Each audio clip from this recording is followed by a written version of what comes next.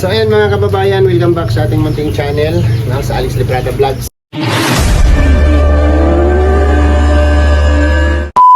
Ngayong araw po mga kababayan ay ipapakita ko sa inyo yung ating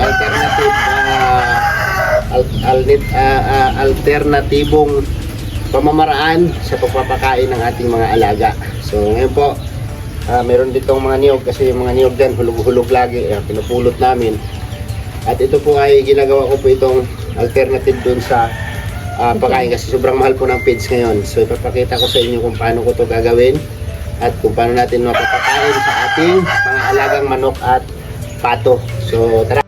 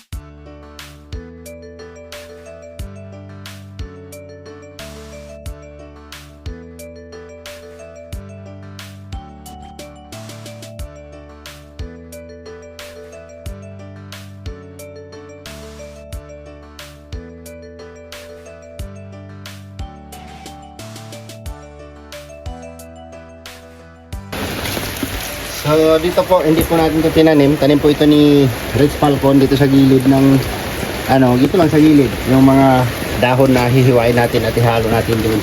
Tawag doon ay Madre de Agua. Ito, napahalan ko na yung nakaraan. Dahon, yung tumubo na yung ano yan? yung nilagay sa sinamak, yung galing kay Ate Nancy. Yung luya? Yung parang luya. Oo. Kalimutan ko na tawag yun. Ano yan? Basta yan na yun. Hindi ko ito tanim ha, tinanim ni Rich Falcon to. Madali lang ito itanim, itusok mo lang sa tumutubo to siya. Tawag dito ay Agua. Madre de Agua. Madre de Agua.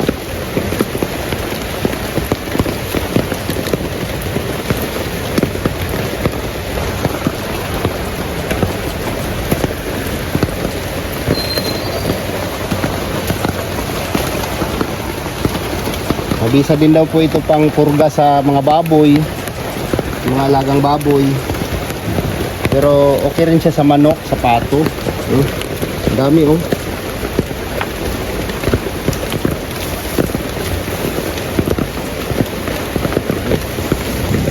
Pwede pa yan.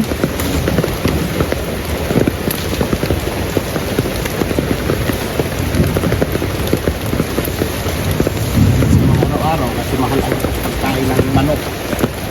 Pag-feeds tayo araw-araw. Para sa alingatong, no? Para sa alingatong, pero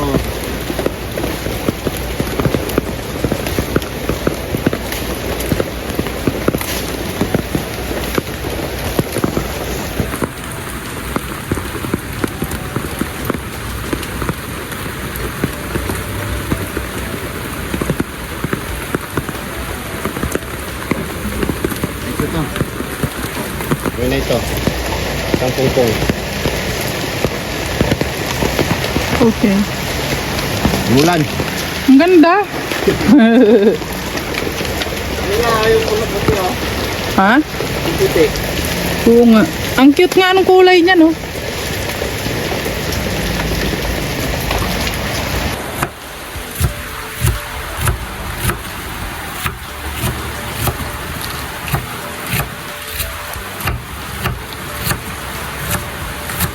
Tawag po nito ay Agua di Pataranta. Madre di Agua. Masarap nito guys yung yung may makina ka nito. No, yung pero hindi pa tayo mag-ano ng ganong makina yung panggiling ng mga damo.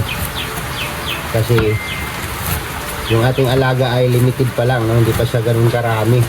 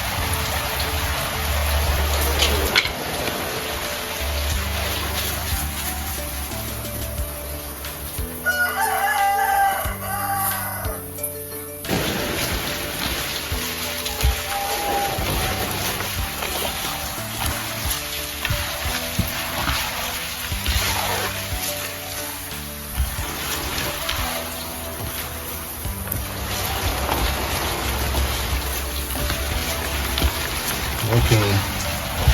Pakat.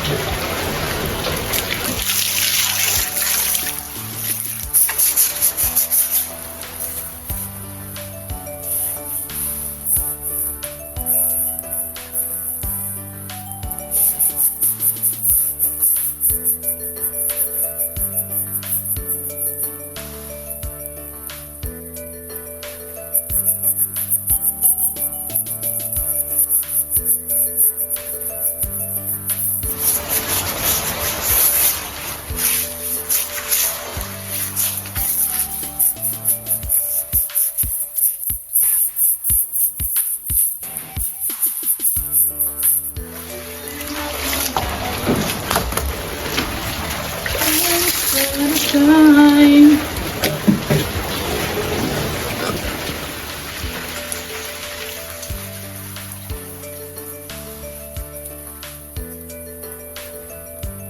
You all alone.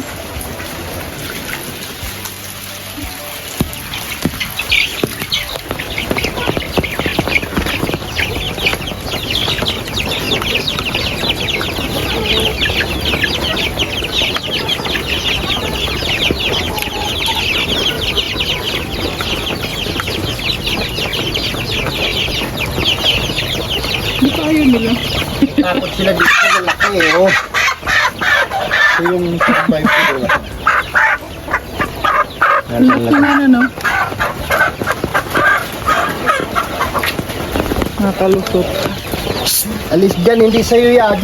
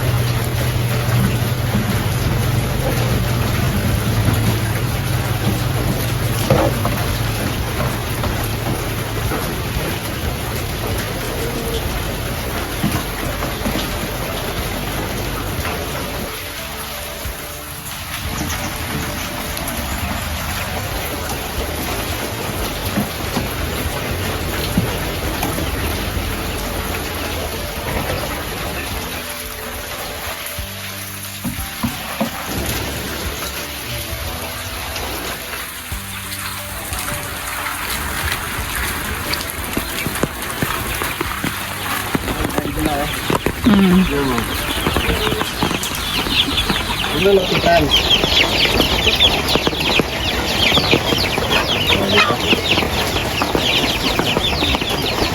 Ganun yung lahat.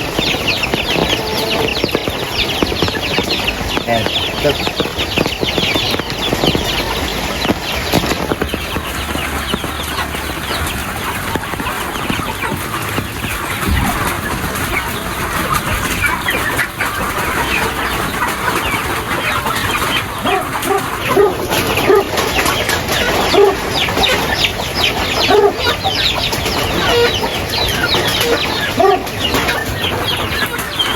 De, upo ka de.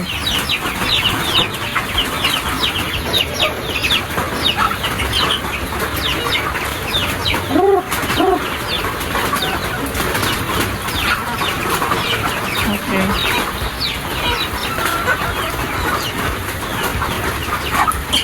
Grabe kumain yung tat.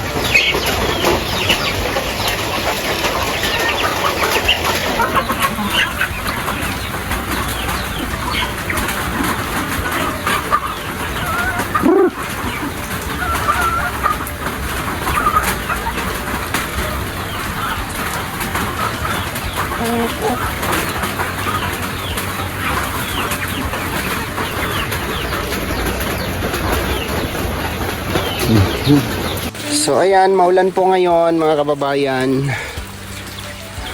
Mula kagabi hanggang ngayon. Yan oh, parami na sila. No, kung paano ko yan pinarami, no? Itong unang nakording natin, ayan na sila oh. Marami-rami yan, mga nasa 30 piraso, no? Tapos dito meron tayong sisiw, no? Ano, merong ilaw diyan. Meron tayong sisiw dyan, no? 6 na piraso. 2, 4, 6, 7. no? 7 piraso. So dito ko sila nilalagay. Maliliit pa. Niniwalay ko na sa nanay kasi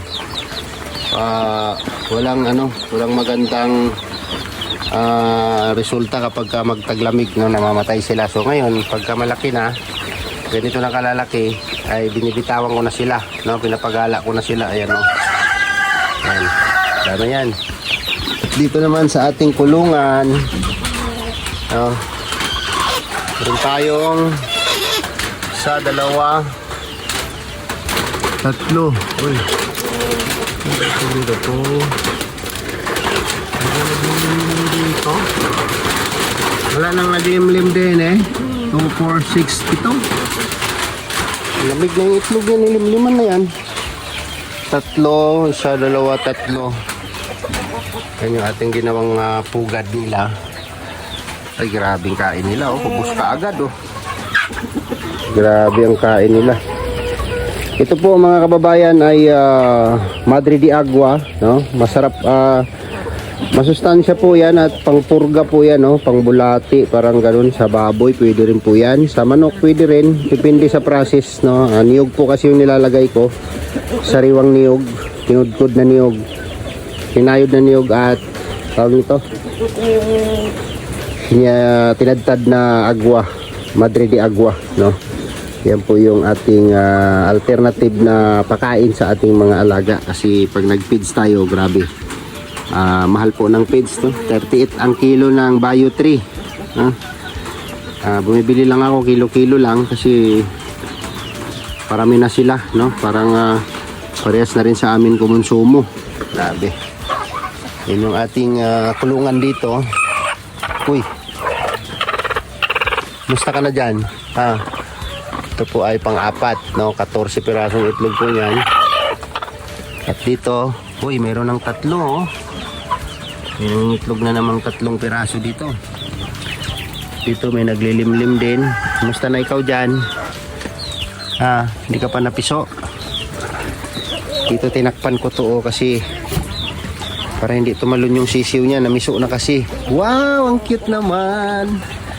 Ang cute naman. Asan ang ilaw nito? Asan ang ilaw ng ating video? Walang ilaw ang ating video. Yan.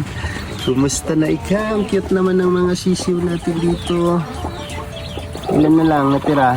Tingin lang. Ilan na? Sa 2, 3, 4. Tanggalan natin, tanggalan.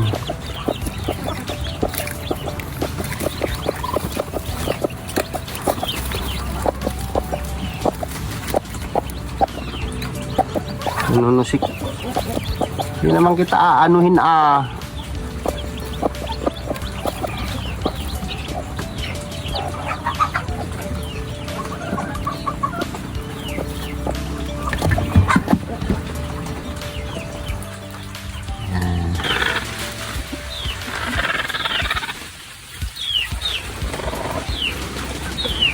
Babago natin tong ano dito.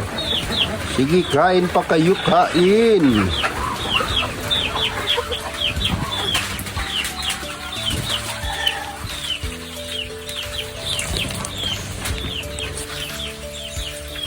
Grabe. So ayan, naipakita natin sa inyo mga kababayan kung ano yung ating ginagawang alternative dun sa ating pakain. Bahog sa ating mga manok, no? Ayan, pato. Nanghalo na kasi yan sila dyan. At siyempre, ito, libangan ko lang ito, no? Pero kung ito po ay dadami, ay ibibinta rin po natin ito, no? Itong mga native chicken po natin. Ayan. Yung mga lahi natin, meron tayong mistisong Shamo. Pero hindi yan siya 100% na pure Shamo. Pero okay rin yung variety niyan, yung lahi niyan kasi malalaki din siya, no? Hindi kalugi sa katayan pagdating sa katay kapag nagtinula ka, no? Ayun, oh, yung puti na yan, 5 months, no? Kung sa ano pa, talin, no? Talin lang yan pero malaki, no? Ito, oh, yung white na yan, oh, yan. So malalaki yung lahi, maganda siya kasi sa mga pagkakatay, hindi kalugi, unlike sa mga Texas na klase ng manok, maliliit yung karne niyan, no? So, halos buwan-buwan nagpipisa siya ng ating mga manok. At ito, may mga naglilimlim dyan. So, halos buwan-buwan, nagkakaroon siya ng sisiw. So, hindi lang natin naalagaan ng maayos kasi lagi tayong busy, no? Ito naman, libangan ko sa umaga lang, pagising ko, mayroon tayong papakainin. Pero, nakikita na, dahan-dahan na siyang dumadami, no? So, yun lang po, no? Maraming salamat mga kababayan, mga kalangga, no? Thank you sa inyong panunood. Ayan, thank you for watching at please like and share po sa ating mga upload video, no? Para sa ating ekonomiya ng ating mga tinutulungan. Thank you po. Bye-bye and God bless po sa ating lahat. See you next vlog.